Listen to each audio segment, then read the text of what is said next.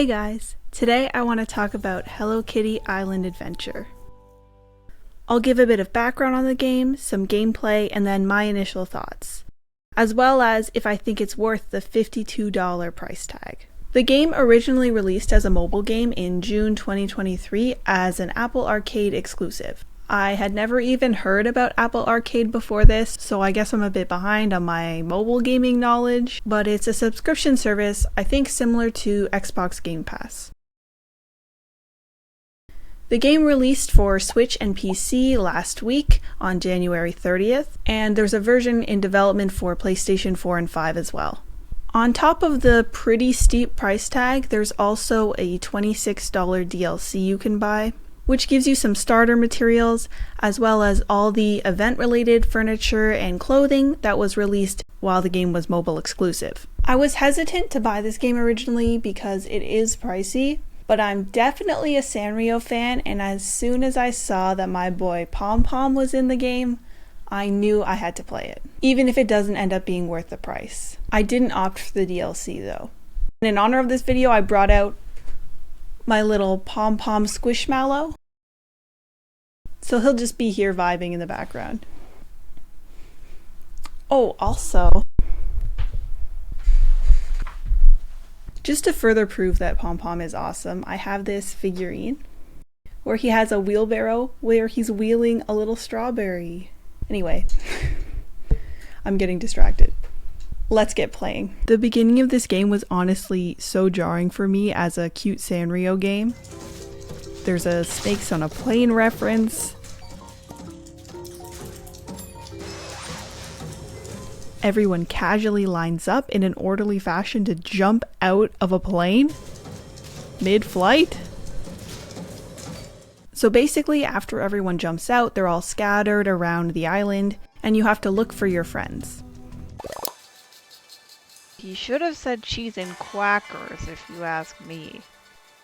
They'll give you quests to do, and you have to just run around doing them, gifting items to people to boost their friendship and unlock more quests, and just overall exploring the island. There are all these different visitors you can get on your island if you have a cabin that meets their needs. The first visitor that you go for is Dear Daniel, who I've never heard of, but apparently it's Hello Kitty's boyfriend, which is crazy to me. He needs some furniture in his room, but it doesn't have to be even like a bed. And he needs an apple pie. He's a simple guy.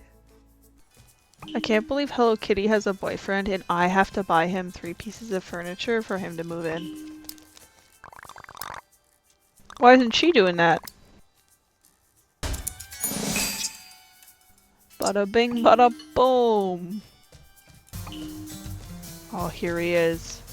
Dear Daniel.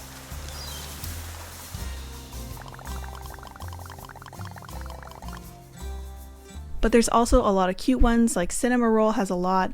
I really like Cherry and Berry, these kind of goth Cinema Roll vibes.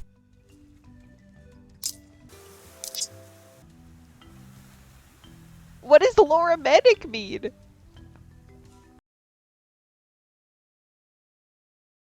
There are these little puzzles which are fun. I don't know how it fits into the lore of the game, maybe they get there, but it's like these weird Indiana Jones kind of temple puzzles, which is an interesting contrast to the cute island setting. I do feel like the rewards were pretty weird though, because sometimes you'd get something good like a piece of furniture, and other times it would be something extremely easy to get.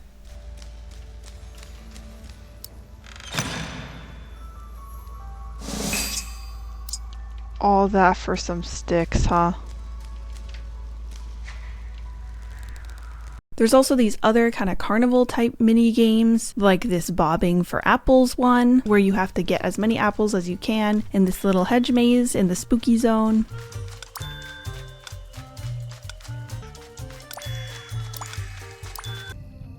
Hello?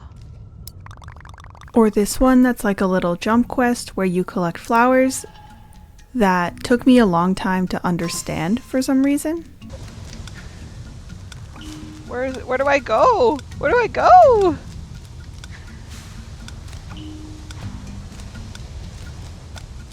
How? I don't understand. Oh! Oh! I see. Another little mini game is finding Gudetama strewn about the island and taking pictures of them. It's always really fun to randomly see one while I'm running through a forest or in the desert or in a volcano. Oh, I found one of the egg boys. Oh, Gudetama. Oh, look, another one. And in general, I just love collect-a-thon type things. And of course, there are lots of collectibles to find and bugs and fish to catch. I love catching bugs in these types of games, so I was really excited to do that. I have a feeling I might get a bug net soon. I'm gonna go catch bugs in the swamp.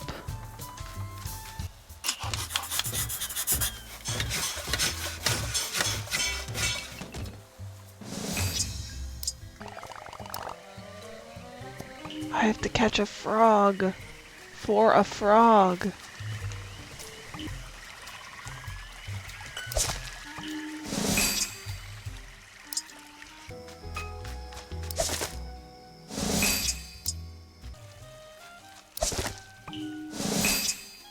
Also, I want to point out that Steam says this game has multiplayer co-op, but that's a little bit of a lie.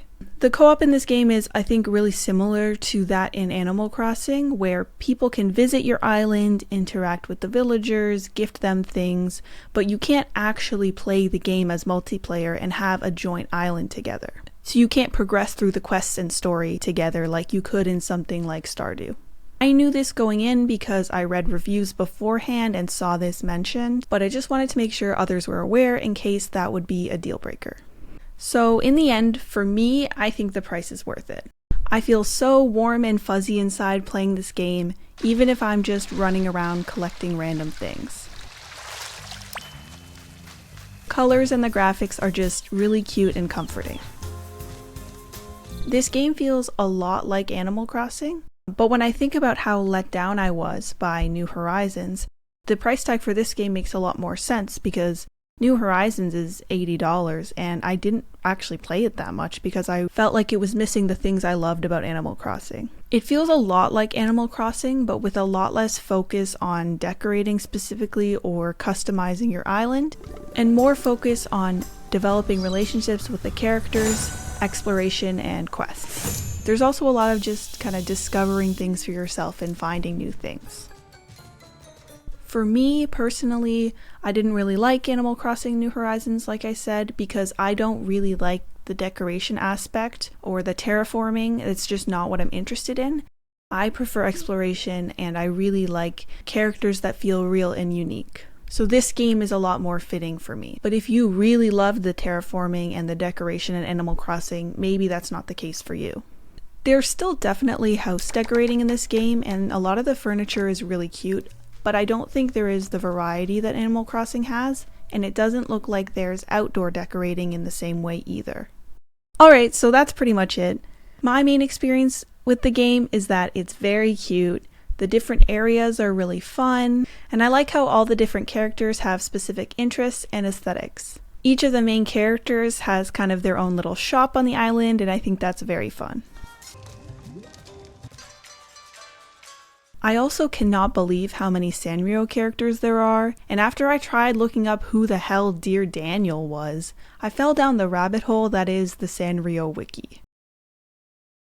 It is truly overwhelming the number of characters that exist.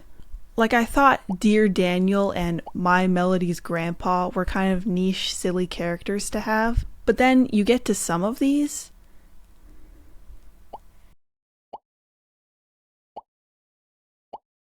and it's like, okay, I think we've lost the plot a little bit. Like, who's Winky Pinky? Why is this dump truck a character? Anyway, that's all from me. Thanks for watching.